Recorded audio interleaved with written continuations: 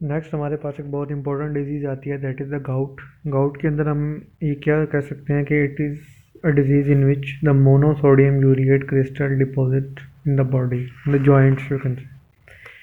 ठीक है, होता क्या है कि हमारे पास किन किन कंडीशन के अंदर जो है यूरिएट क्रिस्टल हमारी बॉडी में, हमारे जॉइंट्स में जमा हो सकते हैं। पहली चीज़ ये है कि अगर रीनल जो है वो यूरिक एसिड को रिलीज़ ना करे तब, या हम यूरिक एसिड वाली डाइट लेना शुरू कर दें तब, या फिर यूरिक एसिड हमारी बॉडी के अंदर बनना ज़्यादा शुरू हो जाए। ठीक है, सबसे पहले चलते हैं जी वो कंडीशन जिसमें किडनी जो है वो यूरिक एसिड को रिलीज़ नहीं कर रही। वो कौन कौन सी कंडीशन हो सकती हैं? सबसे पहले एक तो हो सकती है इंक्रीज इन रीनल अब्जॉर्प्शन हो सकती है, रीनल फेल्योर हो सकती है, लैक्टिक एसिडोसिस हो सकती है, लेड टॉक्सिसिटी हो सकती है, इसको सैचुरेनिन गॉट भी कहते हैं, या फिर अल्कोहल हो सकती है। यानी इन कंडीशन में रीनल एक्सक्रीशन कम होती है। उसके अलावा ड्रग्स एक होती हैं जिनके अंदर आप जो है थायराइड डायरेटिक्स ले सकते हैं, लूप डायरेटिक्स ले सकते हैं, साइक्लोस्पोरिन्स, पायलजिनामाइड्स जो हैं ये भी जो है वो यूरिक एसिड के रिलीज़ को यूरिन के ज़रिए कम करती है। उसके बाद इंक्रीज इन इनटेक, यानी प्यूरिन कंटेनिंग डाइट हम जो खाते हैं, जैसा कि सी फूड हो सकता है, ऑयली फिश हो सकती है, और फल हो सकता है, ये सारी चीज़ें हमारी बॉडी में यूरिक एसिड, मतलब ये हमारे प्यूरिन कंटेनिंग डाइट होती हैं तो यूरिक एसिड को बढ़ाती हैं। उसके बाद increase in production of uric acid, ये कब होती है? अब जो होता है ना प्यूरिन, जो हमारे पास जो डीएनए की प्रोटीन होती है प्यूरिन, इन्होंने टूट के बनाना होता है यूरिक एसिड, लेकिन वो दोबारा, सॉरी, इन्होंने टूट, हाँ, इनसे बनता है यूरिक एसिड। अब यूजुअली क्या होता है, यूजुअली जो प्यूरिन, जब डीएनए टूटता है और प्यूरिन बनती हैं तो वो प्रोटीन प्यूरिन दोबारा यूटिलाइज हो जाती है। हमारी बॉडी के अंदर यूरिक एसिड बनता है बहुत कम अमाउंट में, लेकिन उसके लिए एक एंजाइम रिक्वायर होता है जिसको हम कहते हैं HGPRT। ठीक है ना, तो उसके लिए ज़रूरी होता है ये एंजाइम। जब ये एंजाइम डेफिसिट होगा तो ये उस पाथवे, जो साल्वेज पाथवे है प्यूरिन का, उसमें नहीं जा सकेगी और ज़्यादा से ज़्यादा ये यूरिक एसिड में कन्वर्ट होगी, जिसकी वजह से हमें गाउट होगा। ठीक है, HGPRT की कंप्लीट डेफिशिएंसी इसको हम कहते हैं लेश-नीहान सिंड्रोम। जब ये कम होगा तो यूरिक एसिड ज़्यादा बनेगा, जिसकी वजह से गाउट होगा। इसके अलावा हाई फ्रुक्टोज डाइट, इसके थ्रू भी बन सकता है यूरिक एसिड। सोरियासिस में बनता है, ग्लाइकोजन स्टोरेज डिजीज़ में बनता है। तो ये वो कंडीशन है जिसमें यूरिक एसिड ज़्यादा बनता है। अब तीन कंडीशन हो गई, एक तो रीनल, किडनी कम एक्सक्रीट कर रही है, बन ज़्यादा रहा है और हम खा ज़्यादा रहे हैं। अब उसके बाद हमें इसके अंदर फील क्या होगा, गाउट के अंदर हमें जो है वो मोनो आर्टिकुलर आर्थराइटिस होती है इसके अंदर। ठीक है ना, मोनो आर्टिकुलर आर्थराइटिस होती है, और हमें ये जो मोस्ट कॉमन जॉइंट इन्वॉल्व होता है वो होता है फर्स्ट मेटाटार्सोफ्लेंजियल जॉइंट। पाँव का जो जॉइंट है ना, फर्स्ट मेटाटार्सोफ्लेंजियल जॉइंट, इसके अंदर पेन जो होती है वो एक्सक्रूशिएटिंग पेन होती है, वर्स्ट पेन होती है। अच्छा, और उसके बाद जो है वो,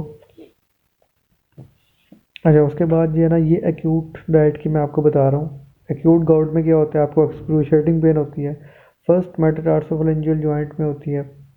ठीक है, और उसके बाद जो है ना वो इसके ट्रिगर फैक्टर क्या होते हैं? ट्रिगर फैक्टर ये होते हैं कि अगर आप अल्कोहल पिएँ, आप जो है वो प्यूरिन कंटेनिंग डाइट इस्तेमाल करें, आप डायरेटिक इस्तेमाल करें। उसके बाद क्रोनिक गाउट, अब जब यूरिक एसिड हमारी बॉडी में जमा होना शुरू हो जाता है तो उसके बाद प्रेसिपिटेट होता है, उससे बनते हैं मोनोसोडियम यूरिएट क्रिस्टल। उन मोनोसोडियम यूरिएट क्रिस्टल को एज ए फॉरेन बॉडी, हमारी जो बॉडी ट्रीट करती है और उसको फैगोसाइटोस करती है, जिसके ज़रिए से एक ग्रेनुलोमेटस रिएक्शन होता है और उसके नतीजे में बनते हैं टोफाई। टोफाई क्या होते हैं? टोफाई के अंदर मोनोसोडियम यूरिएट क्रिस्टल होते हैं और इसके इर्द गिर्द जायंट मैक्रोफेजेस होते हैं जिन्होंने उसको पकड़ा होता है, इनगल्फ किया होता है। तो क्रोनिक गाउट के अंदर हमें टोफाई मिलते हैं। टोफाई डिफरेंट जॉइंट्स पे हो सकते हैं, जहाँ पे हमारे पास फिंगर्स पे, रिस्ट पे, नीज पे, एक्लीज, टेंडन पे, पिन्ना पे, यहाँ पे हमारे पास हमें टोफाई मिलते हैं। ठीक है, एक्यूट गाउट में आपको पेन हुआ था, एक्सक्रूशिएटिंग था, फर्स्ट मेटाटार्सोफ्लेंजियल पे था, क्रोनिक में आपको टोफाई मिल गए। अच्छा, उसके बाद इसके डायग्नोसिस कैसे करेंगे? डायग्नोसिस करने के लिए उन्होंने कहा सीरम यूरिक एसिड क्रिस्टल, जो यूरिक एसिड लेवल है ना, वो इसका कोई भी अच्छा टेस्ट नहीं है।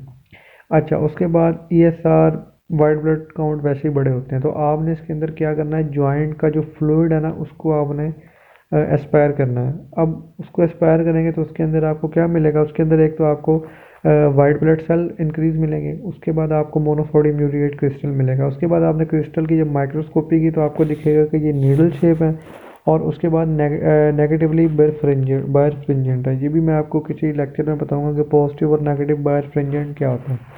तो आपने ये याद रखना है कि वो नीडल शेप है और नेगेटिवली बायरफ्रिंजेंट है। उन्होंने कहा कि गाउट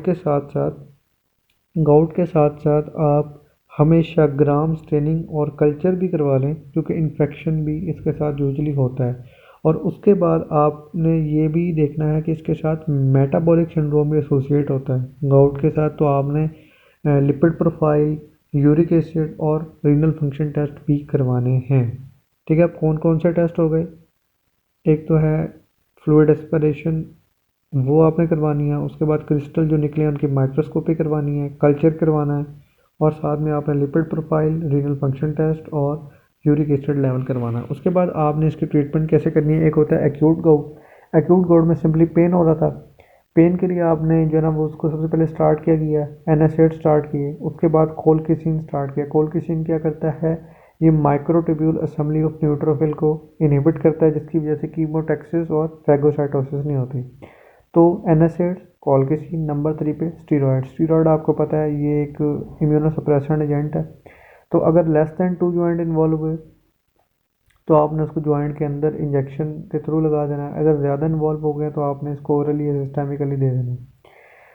अच्छा, उसके बाद ये हो गया एक्यूट अटैक। उसके बाद क्रोनिक मैनेजमेंट। क्रोनिक मैनेजमेंट में लंबे अरसे के लिए आपको सबसे पहले तो प्यूरिन डाइट छोड़नी पड़ेगी, अल्कोहलिज्म छोड़नी पड़ेगी, और उसके अलावा जो है वो आपको जो ड्रग आप खाते हैं जैसा कि जो हाइपर यूरिसेमिक ड्रग्स होती हैं उसको आपने काट देना है मुकम्मली तौर पे।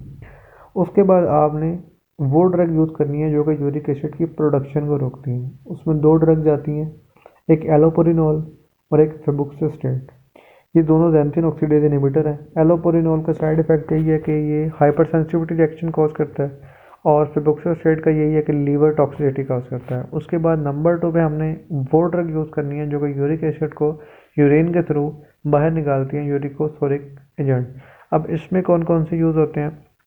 प्रोबेनेसेड यूज़ होता है, सल्फीपायराजोन होता है यूज़। तो इसके अंदर हमने इनको यूज़ करना है ताकि यूरिक एसिड जो है वो यूरिन के थ्रू बाहर निकल जाए। उसके बाद एक होती है पेग्लोटिकेज, जो है ना वो हमारे पास इस बायोलॉजिकल एजेंट है जो कि यूरिक एसिड को एलेंटोइन में जो है वो कन्वर्ट करवाता है, जिसकी वजह से हमारे पास गाउट का अटैक जो है वो कम हो जाता है। That was all about gout.